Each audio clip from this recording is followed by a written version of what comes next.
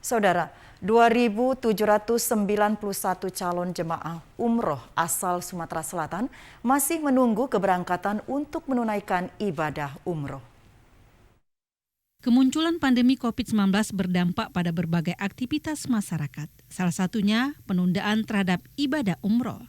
Akibatnya sebanyak 2.791 calon jemaah umroh asal Sumsel terpaksa harus ditunda keberangkatannya selama hampir 2 tahun.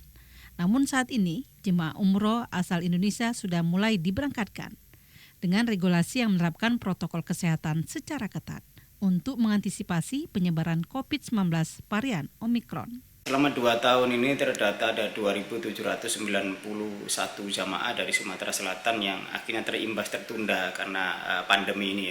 Mudah-mudahan secara bertahap ini bisa diberangkatkan. Di tengah Omikron ini kan kemarin kan sempat tertunda tuh, awalnya di Desember akhir kemudian awal Januari gitu ya.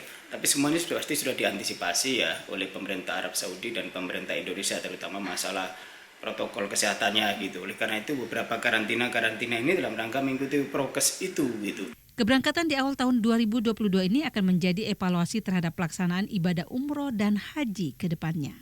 Api Pasari, TVRI Sumsel melaporkan.